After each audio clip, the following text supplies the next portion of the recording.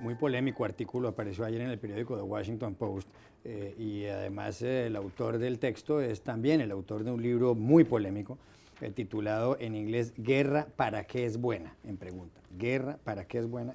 El señor Ian Morris es profesor de clásicos de la Universidad de Stanford en Palo Alto, en California, una de las mejores del mundo, de las 10 mejores universidades del mundo. La tesis del libro es que las guerras nos hacen más prósperos y más seguros. Atención, porque esto suena en apariencia absurdo. Lo que dice el señor Ian Morris es que en los últimos 10.000 años ha habido muchísimos conflictos y siempre los más fuertes derrotaban a los más débiles, en muchísimas ocasiones los mataban, en muchísimas ocasiones, en la inmensa mayoría los mataban, y eso lo que produjo con el paso del tiempo fue la creación de los estados, de los sistemas estatales, y por supuesto el establecimiento de la paz o la creación, la aclimatación de la paz. Y además da un dato sorprendente. En los últimos 100 años, en el último siglo, ha habido 100 millones de muertos como consecuencia de las guerras. Pero en los últimos 100 años ha habido 10.000 millones de personas que han vivido, con lo cual el número de muertos en las guerras no ha llegado al 2%. Y este señor dice que la guerra, en cierto modo, es un mal necesario. ¿Está de acuerdo con algo así? Sobre todo cuando uno piensa en grandes matones en las guerras, como qué sé yo, como Atila o Gengis Khan o Tamerlán, pero es una tesis que inquietante y estremecedora. Qué mañanita estamos teniendo para el lunes, pero a ver, es impresionante cómo a lo largo de la historia siempre estuvo como componente la guerra y cómo la guerra lleva a fenómenos de estudio, obviamente, de enorme erudición. Yo lo primero que diría de este libro es que vale la pena leerlo por lo erudito, por el repaso y por lo provocador que es, porque realmente la tesis es odiosa. Decir que la guerra ha hecho bien a la humanidad o sirve como factor de prosperidad es francamente repulsivo, ¿no? Decir esto nos hace mal. Nosotros vemos a la guerra como la destrucción de vidas inocentes y no hay vuelta que darle.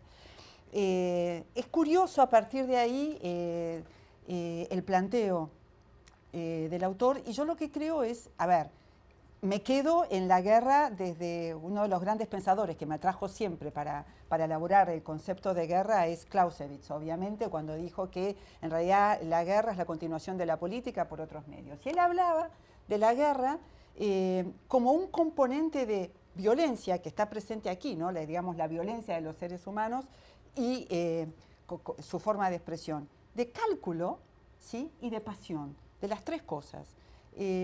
Creo que a partir de entonces todos los demás que vinieron estudiando, vinieron construyendo sobre ese primer pensamiento así que nos signó mucho en los 2 últimos siglos. Es curioso, es verdad que la guerra construye al que gana. Al que pierde lo destruye y yo no puedo dejar de ver la guerra personalmente como fracaso de la política, por más que se lo quiera ver de otra manera. Obviamente que hay gente que hace negocio, mucho, y obviamente hay estados que crecen y millones de inocentes mueren.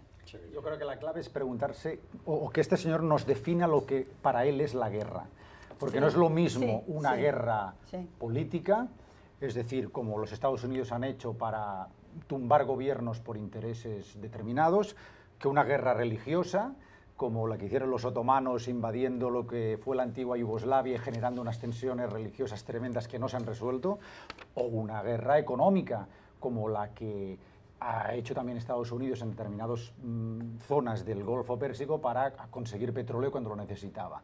Una vez definido eso, que nos diga de qué guerra está hablando, yo le respondería a este señor que asusta mucho asumir la premisa de que la guerra es una cosa buena. Por definición no lo es. Por lo tanto, niego la mayor. El análisis es fascinante y, como dice muy bien Silvia Pisani, este hombre es un erudito que nos abre muchas claves, pero menosprecia ideas que sientan un gran problema, es un terremoto para los fundamentos de lo que hemos conocido hasta ahora, como es el hecho, él menosprecia la idea del racionalismo, de que la extensión del conocimiento surgido de Europa hacia otras partes del mundo desde los siglos XVII al XX sea justificada, y eso es un cambio tan grande de los parámetros con los que hemos trabajado hasta ahora que yo de entrada me reservo. que me defina guerra y luego vemos dónde vamos. Munilla. Un poco simplista la tesis de que la guerra genera estados y los estados generan prosperidad, y aquella tesis de que los países ganadores necesitan del crecimiento de los países perdedores para mantener su poderío. Lo que hace, si miramos a Washington como un caso y a las guerras recientes de Afganistán e Irak como un caso, las guerras lo que generan es prosperidad muy aislada y desigualdad y concentración de riqueza. El aparato de inteligencia que se creó en la última década en esta ciudad, en Washington, es absolutamente gigantesco. La cantidad de personas empleadas, la cantidad de empresas creadas en esta zona a 20 minutos de aquí, como resultado del 11 de septiembre, ha cambiado por completo la cara de esta ciudad, ha cambiado la demografía, ha generado que 7 de los 10 condados más prósperos de los Estados Unidos estén aquí, a 20 minutos de aquí, y han aumentado los presupuestos del sector público y del sector privado de una manera exorbitante. Eso a su vez ha generado pues grandes restaurantes, bares y un poco de mejora en la calidad de vida, precios altísimos.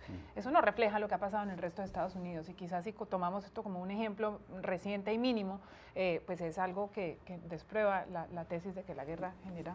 Sería mejor que los restaurantes fueran más baratos aquí en Washington y que nadie viviera de la industria de las armas, que es tan boyante siempre.